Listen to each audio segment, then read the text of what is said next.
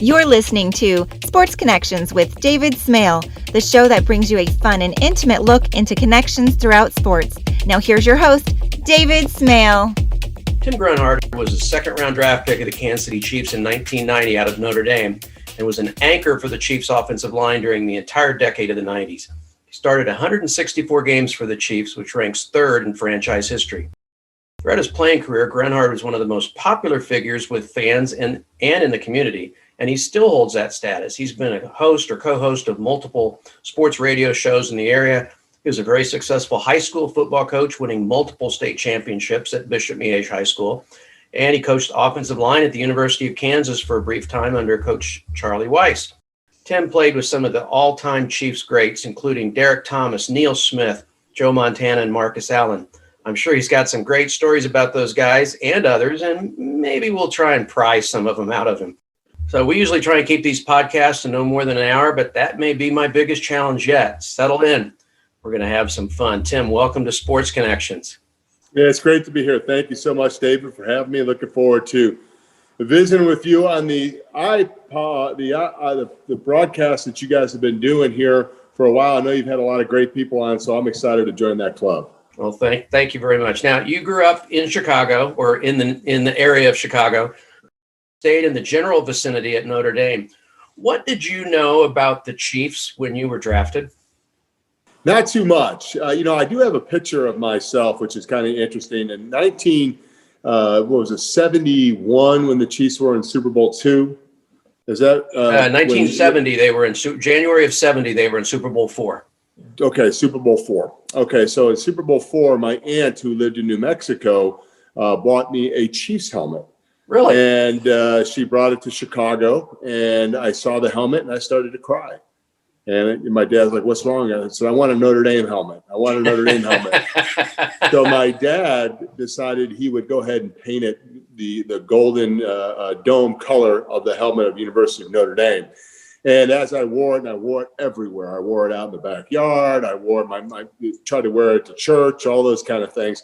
And by the end of the time that I was done using it, it started to wear off. So you could see on the helmet, and I'll have to show you guys a picture someday, of a Chiefs helmet. And you can see the arrowhead in it a little bit and the red painted over with the Golden Dome colors. So you fast forward, the two teams that I played for were the University of Notre Dame and the Kansas City Chiefs. That's really cool. Now, you arrived in Kansas City the year after Carl Peterson and Marty Schottenheimer. Let's talk about the rise and sustained success of the team during your tenure.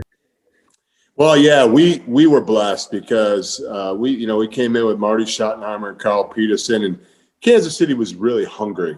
They were hungry for a football team to root for, and they struggled a little bit in the 80s. And some of the guys that I played with actually played during that time, and they just couldn't get it quite figured out. But when Carl Peterson came in and Marty Schottenheimer came in, and the offensive and defensive coaching staff came in, you think about that staff. You had Bill Cowher, you had Tony Dungy.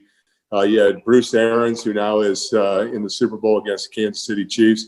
Howard Mudd is one of the finest offensive line coaches of all time. Al Saunders, just an unbelievable staff.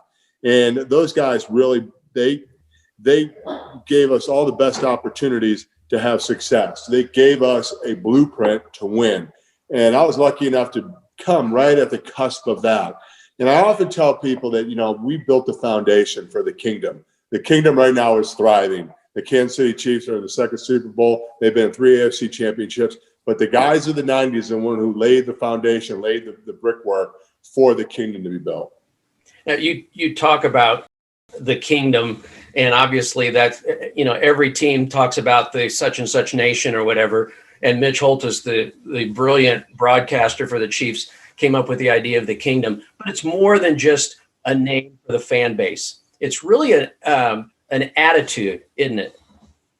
It really is, because, we feel like it is kind of a kingdom, because it's not only Kansas and Missouri, but, it's Iowa, it's Arkansas, it's all the regional states around here.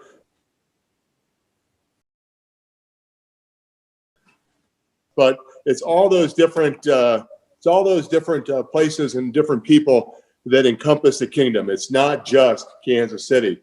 So when you talk about the kingdom, you talk about kind of the attitude of royalty. You talk about the attitude of everybody coming together in this area to build one kind of entity that they can all root for, and that's why we always consider it the kingdom. Yeah, and I think it's even more than that. It's the attitude that we may not be on either one of the coasts.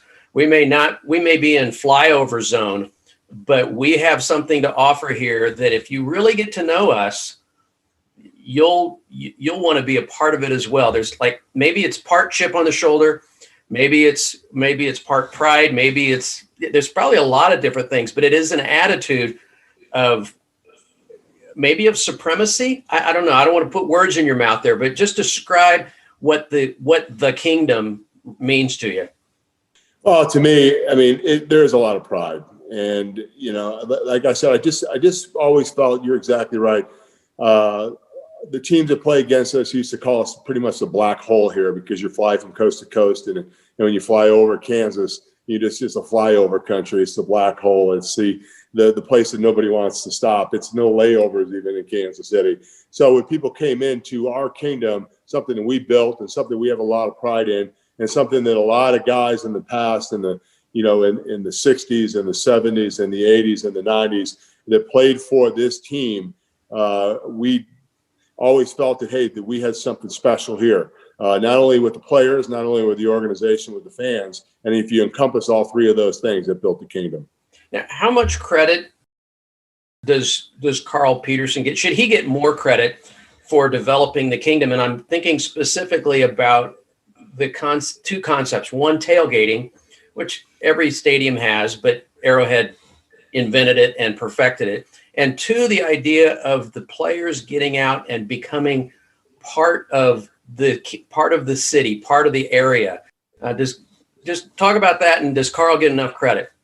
Well, let's start with, Carl came up with a great idea that, if the fans and the kingdom got to know the players and got to know the royalty, for lack of a better word, that live in the castle, that, there would be a better relationship. And he decided, hey, listen, you know what? If you have the personality and you want to go out and do it, we'd love to have you guys do radio shows. And a lot of guys jumped in there and did it. Some were successful, some weren't.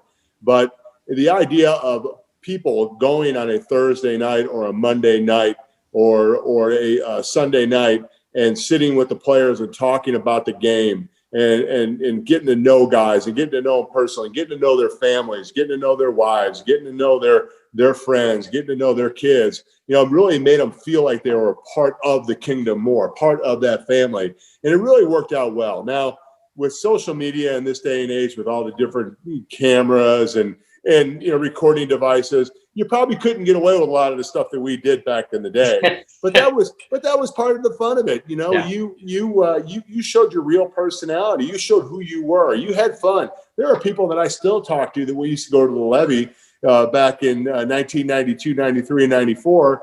That anytime I have an event, anytime I'm doing a radio broadcast out and about, or anytime I'm doing a signing, they're there because they were part of that family and they feel like that they have ownership in that, and they do. And that's when it started out, because people really got excited and got motivated just to go to the game so they could see a part of their family because they knew you personally. They felt like insiders, didn't they?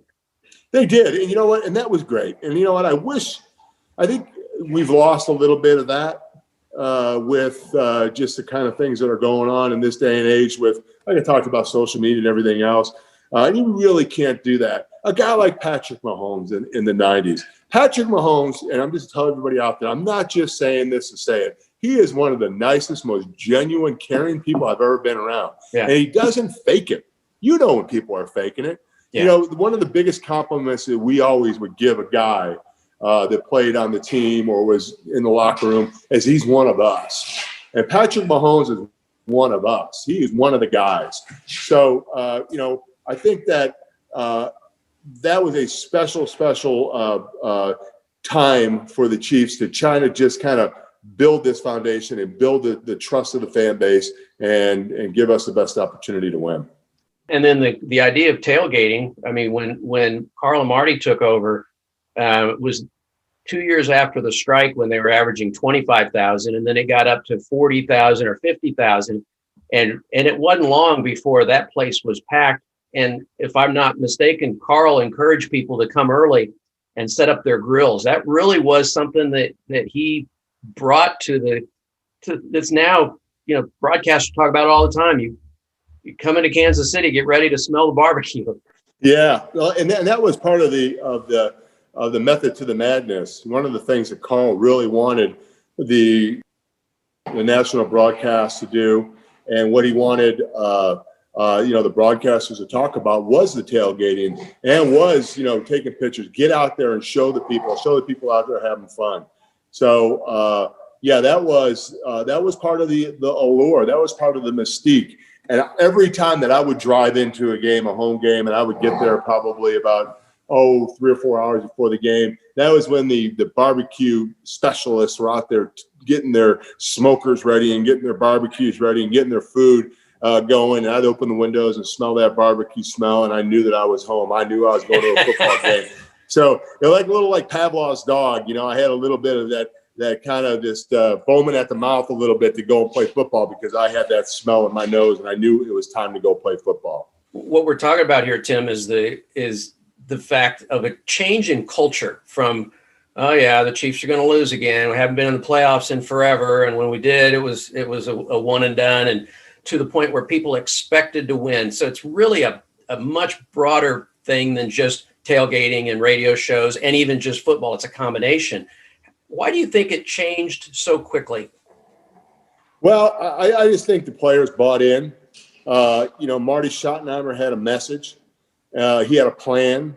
He trusted in us and we trusted in him. And you got to give Marty a lot of credit, because, Marty was a magician at turning programs around. And he knew if he came in and he, first of all, installed some discipline, because you got to have discipline. In order to get things done, you got to have a little bit of discipline. And then you have to have that discipline with the idea that that the coach is in your corner. He's just not saying things to make himself look better. He's not just saying things to chastise you. He would criticize the performance, not the performer. And that was really, really important to us. And because Marty believed in us, and we got guys in that were drafted into the Kansas City Chiefs, and guys that came in as free agents with Plan B and everything else that was going on back then. They really wanted to be a part of this organization. The best recruiting thing that you could possibly do to get a free agent or a Plan B guy back in the day is to get him here, in the off season, and bring him, get some barbecue, bring him, go hang out at Kelly's with him. The fans would welcome him with open arms. And that recruiting process that, I think Marty Schottenheimer and that staff really kind of started that. That's why so many great free agents came here, because they wanted to be a part. Number one, of this stadium was rocking. They knew it was fun to play at. They knew it was loud. But the other thing is that they knew there was a bunch of good guys in the locker room that cared about winning. How did and this will be my last question about the culture, how did that culture benefit you personally? Well, I think starting out with just giving me the opportunity to get to know the people here in Kansas City. Yeah. To build relationships with people in Kansas City. So in my post football career, I've been able to do radio and know a lot of the people in the radio business. Also do a lot of sponsorship things and some commercials and things with people that I met when I was, doing shows at the Levee or doing shows down at Kelly's back in the late 1990s. And then, as we popped around with 810 when it just kind of started going, and I was at 610 for a little bit and then went back to 810, you go out and you do those remotes and you get to meet people, and you learn how to deal with people. You learn how to express yourself. You learn how to, let the people know that you cared about them, that you look them in the eye, and they knew that that you cared and you wanted to be a part and you wanted to listen to what they had to say. Okay. I want to ask you about some of your teammates. We could spend the rest of our time together just talking about some of the guys that you played with. I've got a short list of people I want to get your reactions to, and then I've got others. So you can throw in some names that I haven't asked about. Probably the best player, at least on the offensive side, that you played with, Joe Montana. What was he like as a teammate, and what kind of inside skinny can you give us on Joe as the person? Well, you know what? Joe was an awesome guy. He was one of us. And I kind of mentioned that a little bit earlier, that, when he came into Kansas City, he really and truly wanted to prove to us, he wanted to earn his stripes with us. And he said that before, that, yeah, listen, I won MVPs and won Super Bowls. But when I walked down the field at Arrowhead, I had to earn my stripes with you guys. And I had to earn your trust and show that I could still play. And he did that. But, Joe was, he was really two different people because he had to be. You had the kind of the private side of Joe. He was a fun guy, a trickster, had a lot of fun in the locker room, had a lot of fun, having a couple of beers with the boys. And then you had the public Joe that he really couldn't do much because people would just inundate him.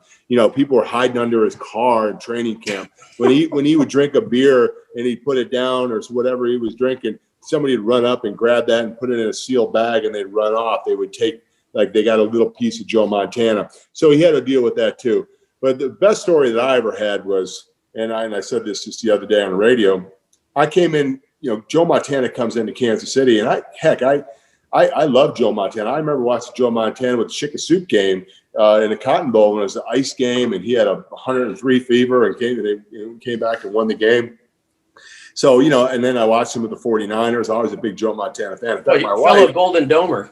Yeah, he's a Golden Domer like I was. My wife, whose family were all Golden Domers, and she went to Notre Dame.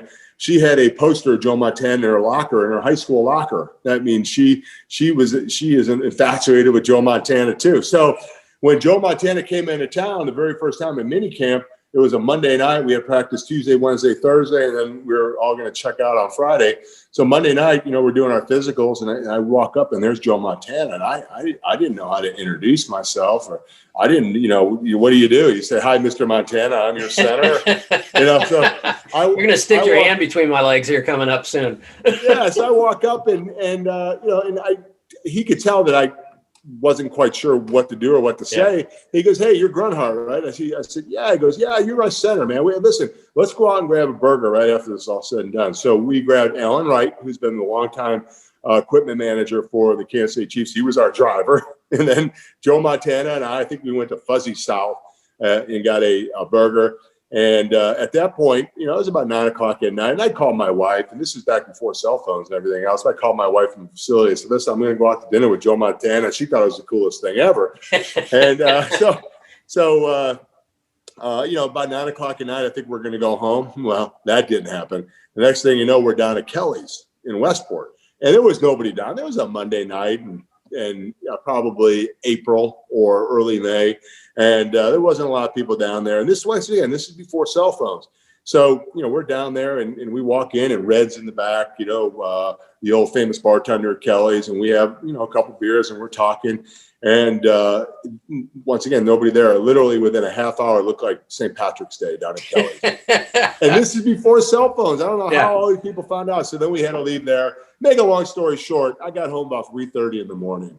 And my wife was none too happy with me. So I walk in and she goes, "Where you been? I can't believe you said you're going out to dinner." And I said, "Sarah, how was I going to tell Joe Montana I had to go home?" And she looked at me and she's like, "Get to bed."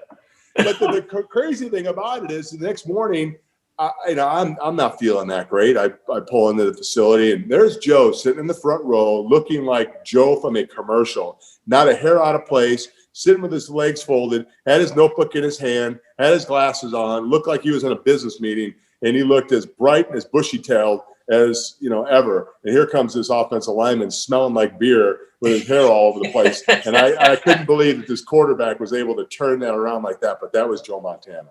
All right, you mentioned he was a trickster. I don't want you to give away any inside dope, but just tell me, what was his favorite trick that either you were a victim or you helped him do? Well, I didn't help him do much. And he liked to do more of the stink bombs in the meeting room. So we would be, Marty would have the first meeting on a Monday, after a win, obviously, and we'd be talking about the game and talking about the game coming up. And then all of a sudden the room would smell like horrible sulfur. And, everybody be running out of the room, and Joe would just be sitting there laughing, and Marty be saying, Montana, God darn it, you shouldn't be, So little stuff like that. And then, of course, when you're sitting in the stall and all of a sudden it starts snowing and they're wondering what that snow is, it's talcum powder coming over the top. So just little things like that. He just had a lot of fun. He was a little kid at heart. Yeah. It's interesting, the different era. That's the way most people think of Patrick Mahomes. And obviously 2020 and the beginning of 2021, we just throw those scenarios out. But even before that, Patrick Mahomes, everybody thinks he's just a kid at heart, but he's viewed differently than Montana is, because Montana came here as a superstar where Patrick developed into a superstar here. You agree with that? Yeah, and I agree with that. Let me real quick story on Patrick Mahomes. We belong to the same golf club, and he can hit the ball a ton. I mean, I was behind him, and he hits the ball 320 yards right down the middle every time. So we're on 17, I think, at the course we play at, and he flubs one down, kind of really, one of those just toppers off the tee box, and it's a par 5, and he's probably got about a good 350. To the green, and it's over trees and everything else. He pulls out this 3-wood and hits the ball over the trees, over the water. It looked like Happy Gilmore, where the ball all of a sudden bounced on the green. And I'm looking, I said, what can't that guy do? So yeah, he just looked around and just smiled and giggled as if, hey, why not? Why not me? Yeah.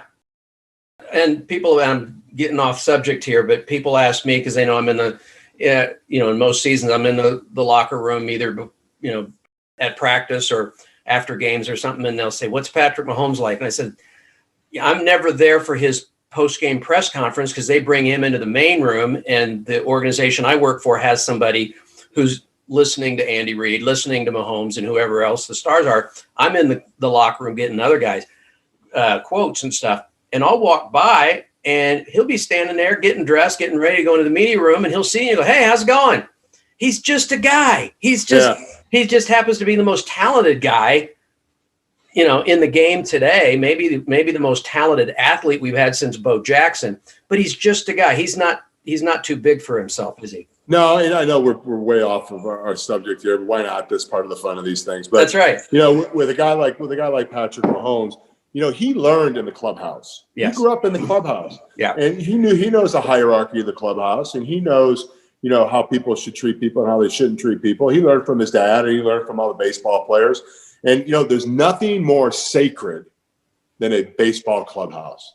The couches, if you're a reporter or you're somebody, you sit on a couch in the wrong spot, or you do something wrong, they'll let you know right away, because that's you probably know that's their little sanctuary. That's their home. They're there all the time. I mean, that's where they live. So they're really conscious of what's going on in their home, in their locker room. So to fast forward, Patrick Mahomes learned that. He lived that. So, he had the opportunity to kind of get an idea of what was going on in those kind of situations as a little kid. All right, let's go back to your teammates. The next one I want to ask about is Marcus Allen, another guy on your side of the ball. What was Marcus like? And Marcus was another really good guy that, he I think at times had a big chip on his shoulder, maybe from the Raiders situation, or just kind of the way that he was kind of put together. He had a little bit of chip on his shoulder. But talk about a guy that worked hard. I've never seen a guy work so hard on a practice field. I've never seen a guy, go into a meeting. Like the offensive line, we would sit on Thursday nights and have a couple pieces of pizza and watch film. And he would come in and he'd ask us questions about hey, how do you guys see this? How do you want to block that? If I do this, how is that going to fit into what you guys do? So he was really good at that. He wasn't really a prankster. I think he was more of a guy that, he liked the guys. He liked being around the guys, but he was always kind of standoffish, not in a bad way, right. But he just wasn't. He always was very serious. He was a serious guy, so it was great to have a guy like Joe, who was a prankster and a superstar, and then you got the kind of the opposite, which was a guy who was really serious and be a fun guy, fun to be around, but he wasn't kind of a jokester kind of guy, but he was a superstar too. So we had the best of both worlds with those two. Let's switch to the other side of the ball. Neil Smith was there 2 years before you. Talk about Neil. Neil and I had many, many battles against each other. He was, he was kind of the leader of that defensive line, and I was kind of the leader of that offensive line. And we used to challenge each other.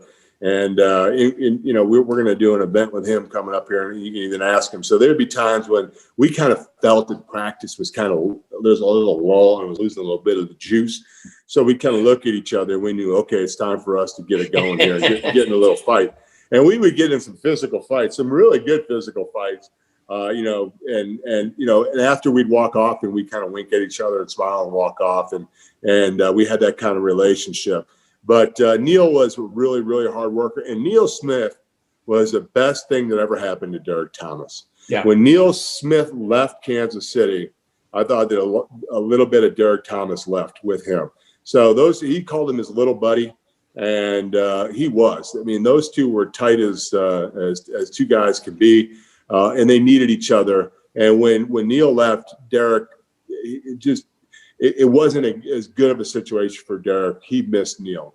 Now, with those two guys, and we'll get to Derek here in a second, with those two guys on the other side of the line, or other side of the ball, I'll bet there were many times in practices were more intense and more difficult than the games were. Is that correct? Oh, absolutely. You went against guys like Dan Salimua in practice, which maybe we'll talk about him, so I'll save some of the stories about him. But yeah, anytime you went against those kind of guys in practice, you knew that when you got into the game, you were ready to go. And Neil is one of those guys. Now, Derek, on the other hand, Derek never practiced. So we were never really worried about Derek. Derek, he was going half speed. And, he was one of those guys, you look at him during practice, you're like, how could this guy be as good as he is? Yeah. And then when he went into the game, he would just destroy people. I've been asked this many times. Just talk about Derek's ability to flip a switch. Yeah, I've never seen a guy that couldn't flip a switch. And I think you're exactly right when you talk about flipping a switch, because in practice, he just wasn't a practice guy. He just didn't get it. He didn't want to waste his energy during practice. That didn't mean he didn't care about being out there with the guys. He did. That didn't mean he wasn't prepared for football games, because he was. But he just didn't like to practice. So, when he got into the games, you say, wow, you just watch how fast he was and how quick he was and the things that he did in the field. It was amazing. Now, I will say this. If you ever did something to Derek in practice, maybe hit him late or cheap shotted him or upset him somehow, forget about it. You were in for a long day.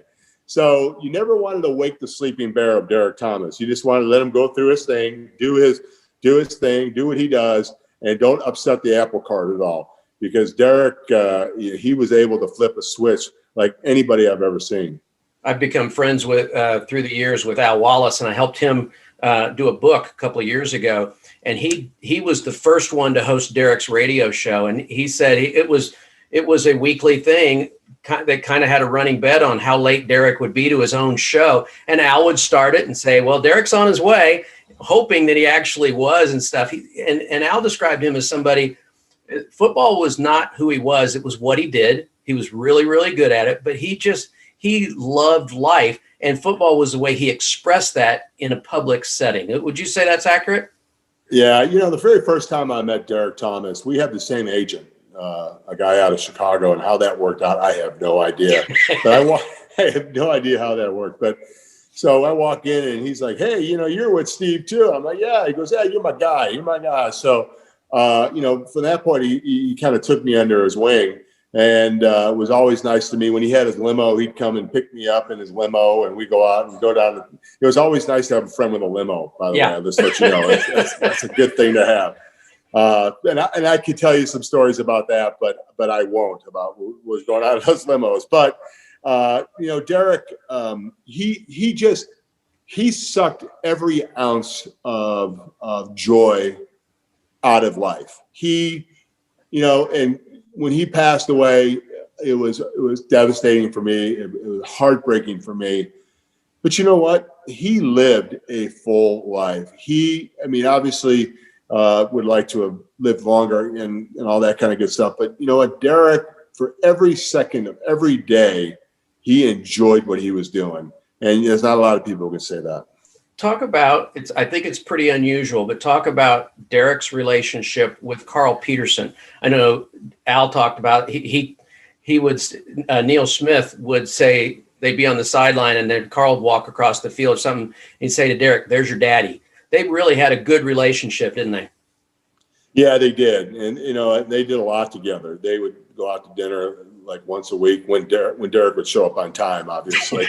But like on the plane, we'd be sitting in a section and Carl would come back from where he was sitting and always sit down and talk to Derek and ask him, what do you think of the game? How's it going? They had a very special relationship. And I think Derek needed a little bit of that. He needed kind of a male role model in his life, a father figure in his life, and Carl Peterson kind of filled that. All right, the next one that I want to talk about is Dan Salimua. I remember the first time I met Dan, we were at some sports collector show or something down in the River Market area, and I had my kids with me, and my daughter was probably third or fourth grade, and she strikes up this conversation with this big old Samoan dude, just chatting him up, and I'm thinking, I'm really impressed with my, 8-10-year-old daughter for being able to, talk to this Chiefs guy and get all through. And she said, "And who are you?" and he just laughed. He handled it very well. She was just being friendly because that's who she was or who she is. But, Dan was, talk about a class clown who was actually a pretty good athlete as well. Oh, I love that man. Him and I, just had so many great times together, whether it was, going down to the radio show and then we'd sometimes go down to the riverboat and play cards or, we'd go play golf. Dan never wore shoes when he played golf, by the way. He was always playing barefoot. But my favorite story with Dan is later on in my career, after I was done playing in my radio career, I was doing a radio show and my sidekick, he didn't really know me particularly well. His name was Holden Kushner, and he just kind of came into Kansas City, so he didn't really know. He knew of Dan Salimua, didn't know Dan Salimua. He knew that he was Polynesian. He knew that he was Samoan. And so one of the things that Dan and I would always do, and it's kind of funny because, think back, and as a coach now, I'd be so mad, is we would, during offensive period, he would look at me and say, "Okay, I'm going to make you look good now. And then when defensive period comes around, you make me look good. Then we both make a team and we make a lot of money." That's the way we'll make a lot of money. So you let me know where the play's going on the defensive period. And I would move my head this way. And then he would skate across and make a play and he'd look great. And then on the offensive period, he would let me reach him and drive him back. And, we became really good at it. We probably could have won Emmy Awards for our acting. So, fast forward, we used to call each other our brother-in-law. "That's my brother-in-law. Hey, brother-in-law," because that's what they call when guys are going against each other on the offensive, defensive line. They're taking care of each other. And the coaches always say, "No brother-in-law, no brother-in-law. Go hard against each other." And we look at each other and wink, and we take care of each other. So we went through this whole process. Now, fast forward to the rain game against Seattle. We're playing against Seattle. I'm going against Dan Salimua. And in the first quarter, it was just pouring rain. So he looks at me and goes, "Hey, brother-in-law." He goes, "I don't want to be playing in this rain, do you?" I'm like, "Oh, yeah." He goes, You just lock up. We'll just lock up with each other and we'll make each other look good. Let's just get out of this thing without getting hurt." And I'm like, "Oh, my gosh." So I was like, "Oh, my brother-in-law." So we did it in a game, which is crazy. So when Holden, we were doing a show, we had Dan Salimua was coming on. I go, "Hey, my brother-in-law." He's like, "Hey, brother-in-law, what's up?" And we were talking, and we got done with the whole thing. And a couple months later, we're doing a station event, and Sarah, my wife, was with me, and I said, "Sarah, this is Holden Kushner." Holden is my wife. Sarah goes, "You're not Polynesian."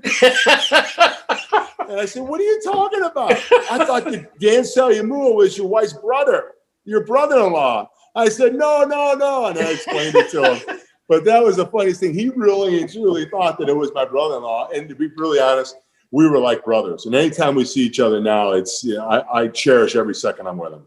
That's awesome. All right. I've run through my list because I knew these were people that fans would remember. You've got teammates that maybe it's Dave Zott, maybe it's, Will Shields. I don't know who's on, but who else is on your list that you've got some great stories to? And I'm just sitting here being entertained. So you keep going.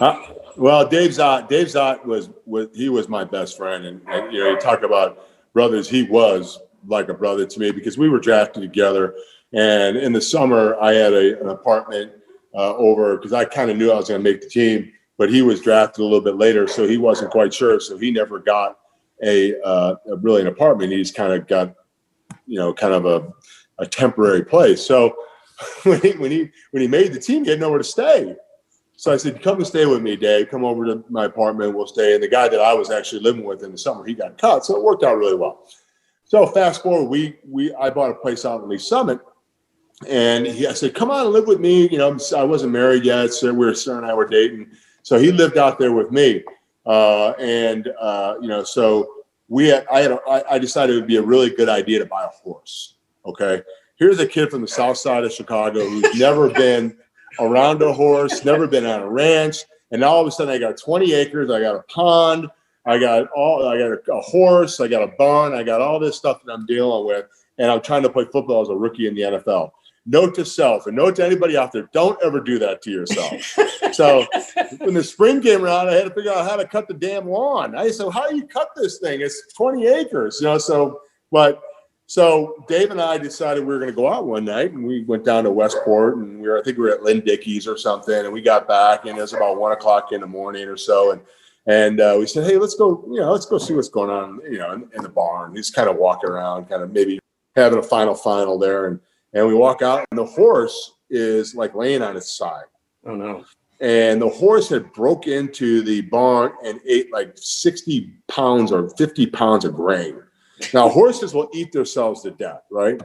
So I'm like, "Oh my gosh, I killed this horse," and I look at him, I go, "What am I going to do?" He goes, "What do I know? I'm from Passaic, New Jersey. I don't know what I'm going to do."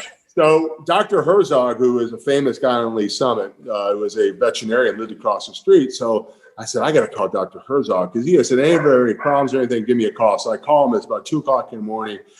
I said, "The horse broke in and ate all this grain." And he says, "Nothing I really can do for you." He said, you can get a hose and you can insert the hose and run some water in it and hopefully flush it out and it'll be okay. So I look at Zotter and he looks at me and I said, "I'm not sticking a hose anywhere near that horse." So we decided it's a good idea to go get my old pickup truck that I had. It's kind of an old farm truck, and beep the horn and put the lights on and flash the, and I kind of like nudge the horse to try and get it up. Well, finally the horse jumps up.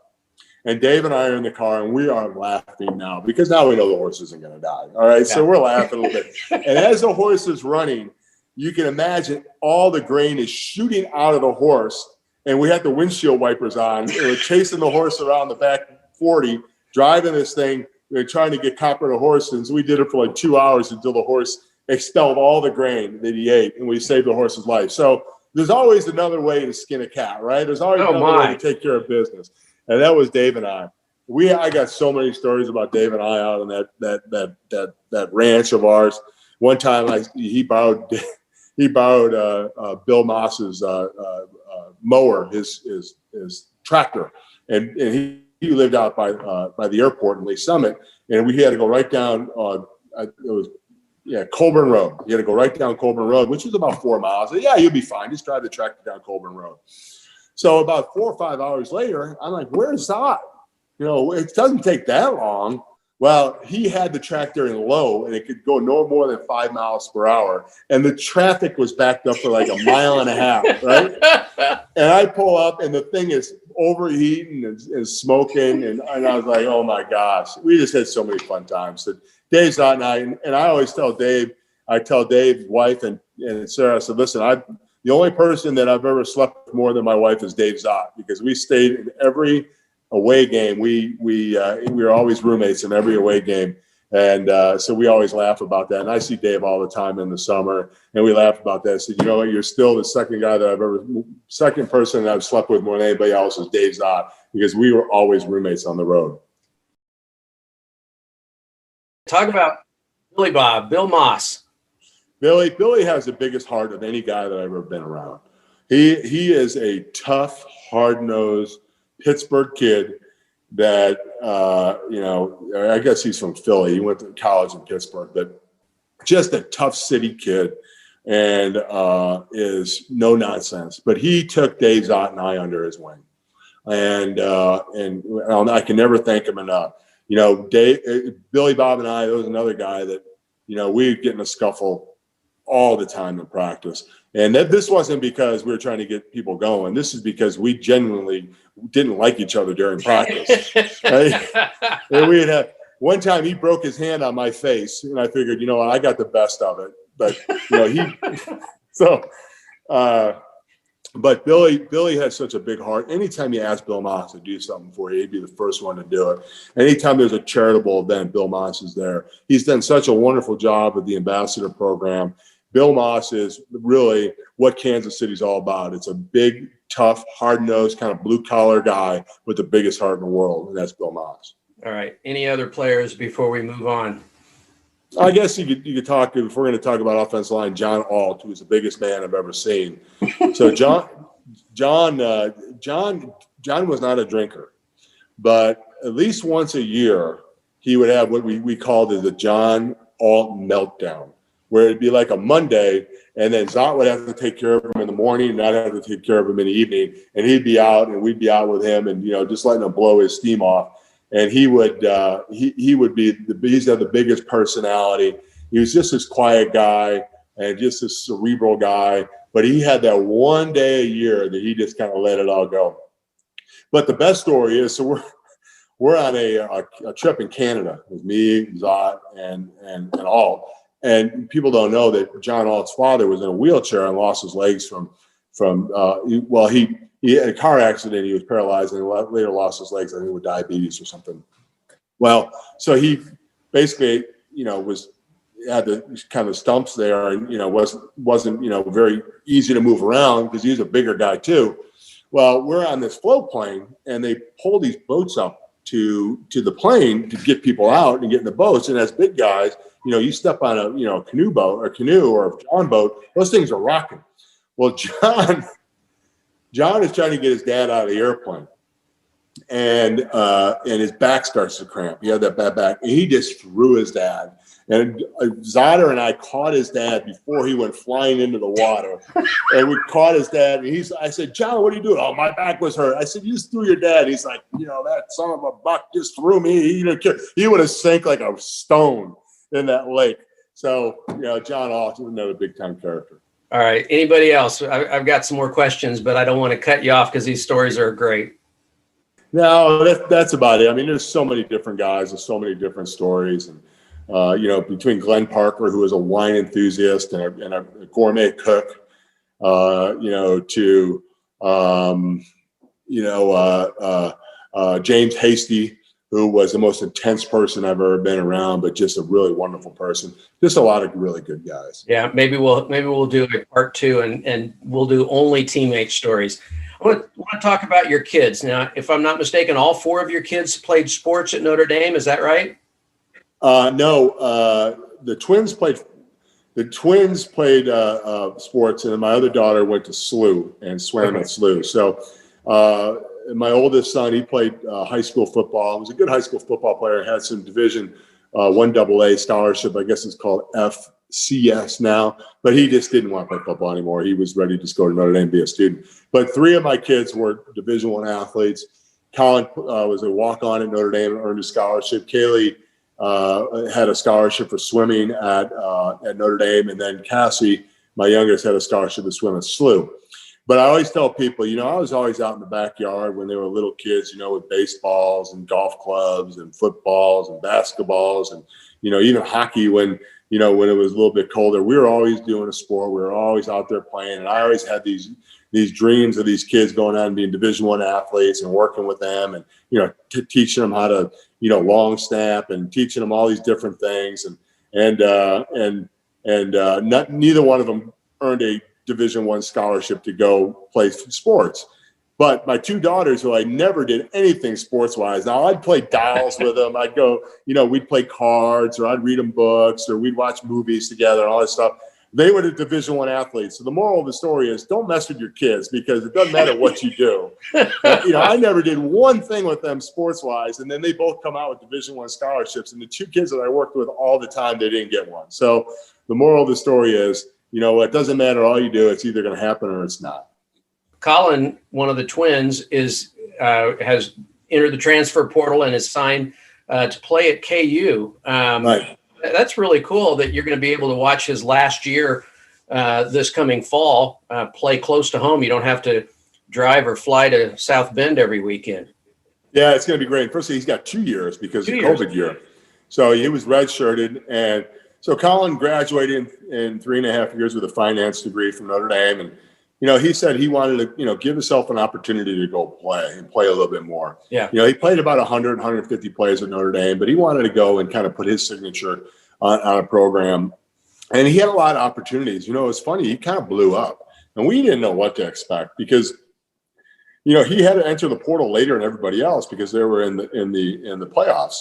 So you couldn't enter the portal until your team is done.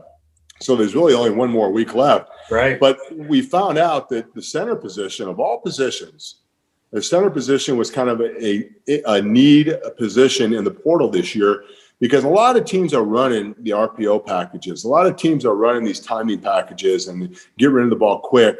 And they're realizing, there used to be old adage that, just take a guard and make them a center and you'll be okay. Just kind of, you don't have to recruit a center. You can make a center. Well, they found out that all these RPOs and all these different timing packages are all screwed up because the center can't get the ball, correctly to the quarterback in time. It's either high, low, or to the right or to the left. And there's nothing more invaluable than the quarterback getting the ball right where he needs it so he can go through the motions in order to dictate the action to the defense. So, every bunch of different schools, he was really in a pretty good position, but he wanted to go to KU. He wants to live in Kansas City. He's got some friends there. We were happy because, we only have to drive 45 minutes to an hour to get to the game, which is a lot better than 9 hours. Yeah. Now, just mentioned about the way the game is played differently. The offensive line, it requires mobile centers, requires 90% of plays, it seems, are shotgun. Could you have played in today's game? Yeah, you know what? I was actually a really, really good athlete until Marty beat the hell out of me over 11 years of running the ball, 40, 50 times a game. I was known for at Notre Dame, and I did it all through my 4 years. I was a long snapper, and I led the team 3 of those years in tackles on the punt team. Wow. Because I would I'd snap it, and nobody had ever blocked me because they didn't expect this 280-pound guy to be down the field. But I really took a lot of pride in that and got down the field. So, I think I probably would have fit in better with this kind of offense because, I thought better at the shotgun snap because I was a long snapper by trade. That's how I got on the bus my freshman year at Notre Dame. I was a starting long snapper on both punts and field goals. And then because you were there, if you got ahead or whatever, they put you in. And I was playing tackle. I'd play guard. And I never played center. But yeah, that's a whole different story. But yeah, so I think, with some of the stuff that I did early in my career with some of the athleticism, but by the end of my career, we were so beat up front from all the running Marty ball that we did that it probably wouldn't have looked pretty in year 10 or 11 trying to run around with this kind of offensive schemes. Now, if push came to shove, do you consider yourself a former Fighting Irish player or a former Chief? That's a great question. I think you probably be former Notre Dame player, and not because I don't love Kansas City, and not because I don't love the Chiefs, but that was kind of the pure and the innocent of playing the game. I actually consider myself a Viking, a St. Lawrence Viking. That's where I went to high school. I played on Friday nights, and I tell people all the time, and people think I'm crazy, but, if you had to pick one more game to play, would it be on a Friday night? Would it be on a Saturday or a Sunday? And I'd take that Friday night in a second, because you were with just a bunch of guys that you went to school with, that you hung out with, that you grew up with, that you go to the Sonic with after, that you chase girls around with. And, the first time you got your car, they would be just as excited as you were that you got that car, and you'd hang out with them and, and do the things you do in high school. And, when you played with those guys and you won with those guys, there was no better feeling than, a bunch of guys that you really care about and really love. I'm not saying you didn't love guys in college or pros, but these are guys you grew up with. So I always thought high school football, and that's one of the reasons why I love coaching high school. I love Friday nights. I love being out there on Friday nights and watching the fan base, seeing the moms and dads so nervous, and watching those kids go out there and play. And the great thing about coaching high school is you get a kid that doesn't even know how to get into a stance at the beginning of the year, and by the end of the year, he's doing form trap blocks, and he's pass setting well, and they just suck it all in, and you got to start off anew, which is really nice. I want to talk a little bit more about your Chiefs career. You spent your entire career with one team, something that's pretty unusual. First of all, did you have options to play elsewhere, and why did you choose to stay with the Chiefs? I had an option at my end of my career to go play somewhere else, and I just thought, I'll kind of go back to Lou Holtz. Lou Holtz used to say to us all the time, he would say, if you don't practice one day, you know it. If you don't practice 2 days, the coach knows it. If you don't practice 3 days, everybody knows it. And if you kind of equate that into your career, it's you kind of want to get out when you know it, not the coaches and not the fans. So it got to the point in my 10th year, I had a major knee surgery going into my 10th and 11th year, and I just kind of pieced it together those last couple of years. But there were some teams that really wanted me to come in because they wanted a veteran guy. They wanted a guy that could be a leader, a guy that could, knew how to win. And I probably could have, I would have considered it. It would have been stealing. I could have stole a couple more years. I wasn't at even close to 100%, but I didn't want to leave Kansas City because you know what? I built my kingdom right here in the kingdom. And I just didn't think it was worth kind of tearing that down and starting something new. For a couple of years that, listen, it could have been another $5-6 million. Yeah, probably. But, it's all said and done. It's, my kids being raised here in Kansas City, my wife being comfortable here in Kansas City, and going back to Lou Holtz. He would always tell me when I'd ask him about different things, later on in life, he would say, well, there's a couple of questions you need to ask yourself. Is your wife happy? And you'd say, yeah. Are your kids happy? You say, yeah. Are you happy? He said, don't mess with happy. You almost broke into a Lou Holtz imitation there. You were starting to get there. Do you do a good Lou Holtz? Everybody does Lou Holtz. None of them are good, but everybody does. He would always say, take Grunhard, pride is personal responsibility and daily excellence. Remember, pride, personal responsibility and daily excellence. And your ass better have pride or you're never going to get on this offensive line again. Okay. That was totally impromptu. I love it. You were part of some great Chiefs teams that fell short of the Super Bowl. So as a former Chief, how gratifying is it to watch this current team? I've been asked that question a couple of times over the last couple of years. And, there's some guys that are bitter that they didn't have an opportunity to win a Super Bowl. And, I'm not going to lie to you. It doesn't creep. It creeps into your mind. It's like, why couldn't we have done this? Why couldn't I have a ring? Why couldn't I have played in the Super Bowl? But that goes away quick because I consider it. And listen, these kids are like little brothers to us, the older guys.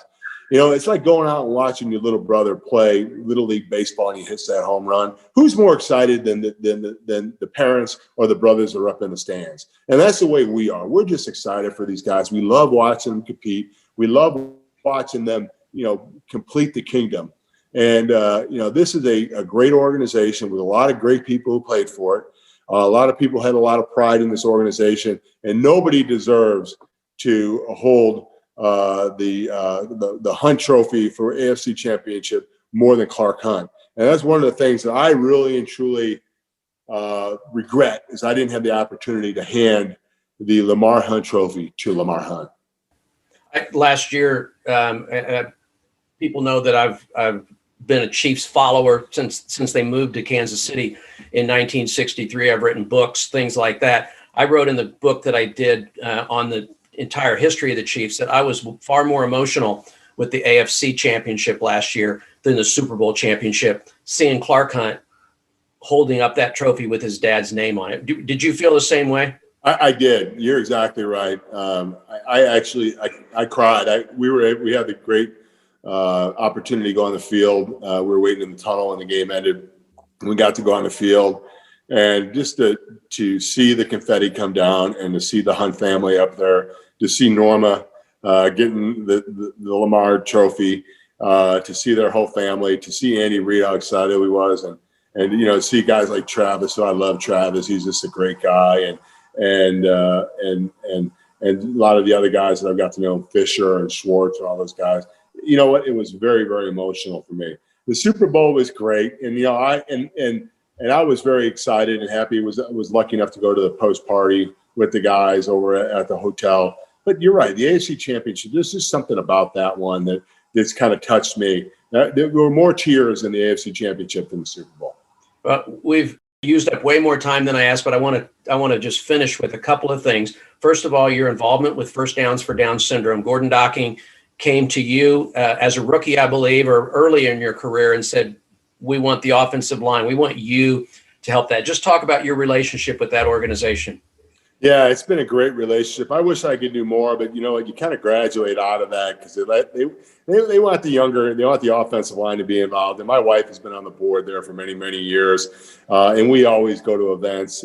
But I do miss the day-to-day workings of First Down for Down Syndrome. But yeah, when Gordon came up and asked us, we felt pretty good about it because it was the offensive line. Everybody forgets about us. Everybody tells us it's a party, but nobody tells us what time it starts. So,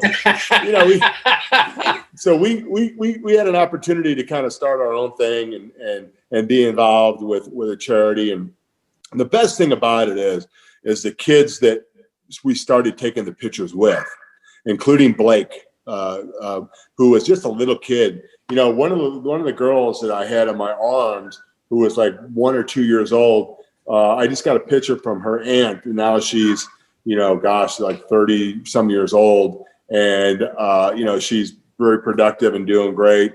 And it just makes you feel good that, all those kids that were in those pictures have all grown up. They've been successful people. They've gone through a lot of tough times, a lot of trying times, but they've made it through. And I always say that the kids in First Down for Down Syndrome, and I had a cousin who had Down syndrome, so it was really important and special to me. They're the closest thing to angels on this earth, and I just love being around them. All right, wrap-up question. If we haven't covered it already, I try and cover this with each person, especially if they're athletes. What's your legacy? If you could summarize that. I think my legacy is loyalty and toughness, and being one of Kansas City's people, being a part of this community, being a citizen of Kansas City. I played the game as hard as I possibly could. I was an overachiever. I played as tough and as physical as you could play the game. Mike Webster taught me, you run to the line of scrimmage every time, and I did that every time. I gave Kansas City everything that I could give it, and I gave it to them on the field. And I have tried, and I haven't been perfect. None of us are. But I have tried to give everything that I have off the field too, because Kansas City welcomed me with open arms and gave me an opportunity to have success, and I can never repay them. All right. Well, Tim, I appreciate the time greatly. This was a lot of fun, even more fun than I anticipated. And knowing you, I knew it would be fun. So that says a lot. But I look forward to spending more time with you in the coming days and weeks. And I just appreciate your time with us today. Thanks for listening to Sports Connections with David Smale. Make sure to subscribe, follow, and rate the show from your favorite podcast platform. You can learn more about David Smale and his work by visiting davidsmalebooks.com. Don't forget to join us weekly for new episodes. Until next time.